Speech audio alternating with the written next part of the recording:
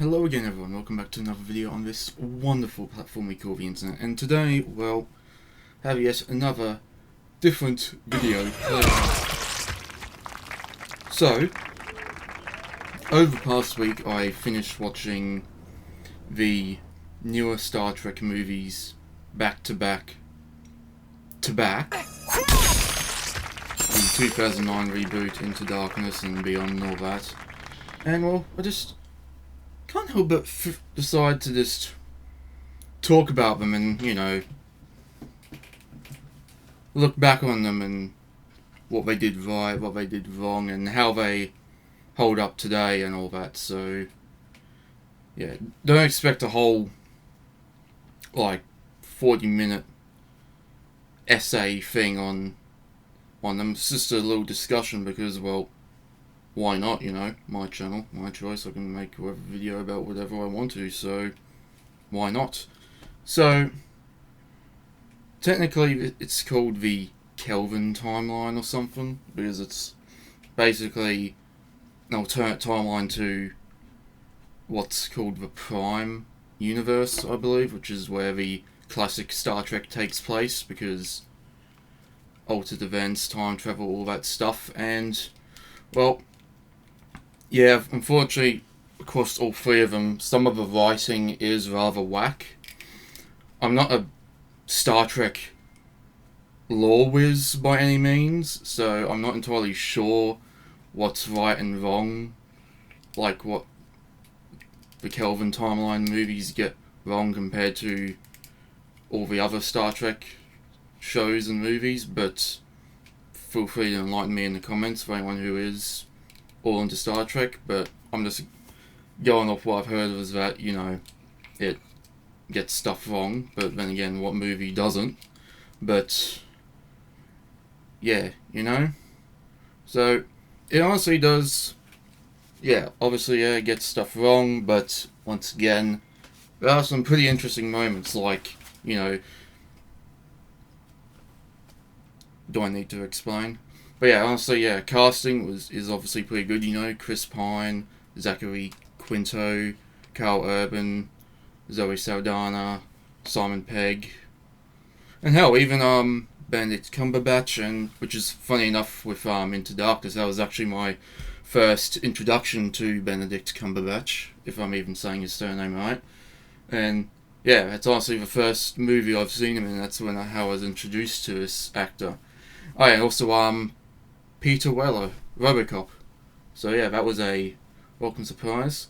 So yeah, so casting is honestly pretty top notch. Like, they aren't exactly they aren't exactly the same as the OG cast 1-to-1, but from what I read on the comment, they somewhat represent and do the same mannerisms as the original cast and all that, but also bring their own uniqueness to the character, I guess you could say. So, same but different, I will say. So, yeah, and not only that, but also an absolute W move, although some might say it's just for nostalgia bait, but I sort of agree, sort of disagree. But an absolute W was bringing back the GOAT, Leonard Nimoy. And at the end of the 2009 one, I believe it was, having Zachary Quinto Spock and GOAT Leonard Nimoy Spock interacting at the end is just you might see it as just a conversation between a past and future version of the same character, but once again from another comment, it's basically you're seeing simultaneously the beginning and the end of a character arc with, the young Spock who is, I don't know how to explain it, but, just isn't really on terms with the fact that he's half Vulcan, half human, and then the Leonard Nimoy Spock who, through all the events of the TV shows and the movies and all that, has got all this experience and has embraced that he is a child of two worlds, so to speak, and So now he can pass on most, without altering the timeline further, his knowledge and experiences to his younger self without having to go through the same hardships and stuff as the GOAT Spock. So, yeah, you're simultaneously seeing a character arc at its beginning and end in one scene. And honestly, yeah, the whole multiverse thing and time travel thing, yeah, people say it's overused, which yeah, it does, but when it's done right, it leads to parts like that, where it's just really, really good, and just touching. Rest in peace, Leonard Nimoy. But yeah, so bringing back the Ghost was an absolute W move. It's a shame they couldn't have brought back at least maybe one or two other OG cast members, but at least, you know, we got to see Leonard Nimoy again. So yeah, there you have it. And not only that, but also like, oh yeah. So yeah, and then CGI and sound design for movies that are, you know, over 10 years old and with Beyond almost being 10 years old, the special effects, CGI I mean, still holds up, I will say. Now, of course, that can be said about a lot of movies from before 2020, I guess, but it's true. Like, the CGI and sound design is just still amazing. Like,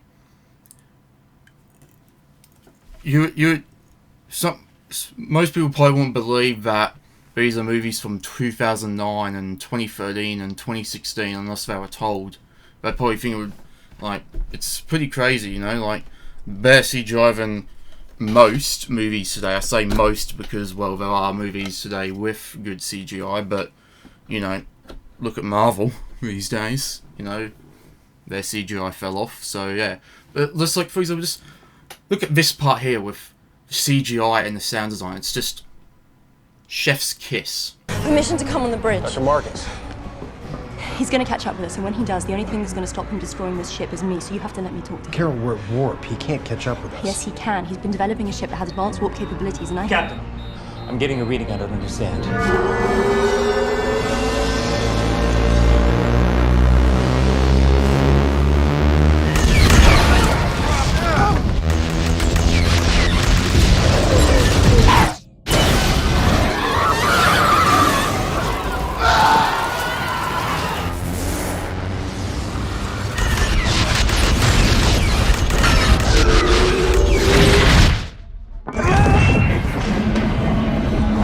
Where are we? We're 237,000 kilometers from Earth. Damage Weapons are way down. We're defenseless, sir. Sir, we have a bulkhead breach. So yeah, there you have it. Now, of course, I didn't really get to say much about this, but yeah, so honestly, after watching them all again, like one after the other, not in one day or night, but just over the course of a few days, and I will say that despite their flaws, these movies are actually still pretty okay. So yeah, you know, I definitely would recommend giving them a watch, at least check them out, you know, because yeah, once again, while some areas of the writing and stuff like that is rather whack and stuff, like, they're definitely worth checking out and stuff. So yeah, like, at least they aren't fucking that Picard TV show that came out in 2019 where apparently the writer or the director like intentionally made it bad to piss off fans, you know. At least it's not like that. Even that has moments, but that's not what I'm talking about. I'm talking about these newer 3 movies. So yeah, they still hold up today. Great sound design, CGI, all that sort of stuff, and really good moments and stuff like that, and great cast that has good chemistry and all that. And well, yeah, there you have it. Anyway though, thank you for watching. Feel free to like and subscribe if you want to stay tuned for more videos, and we'll see you in the next one.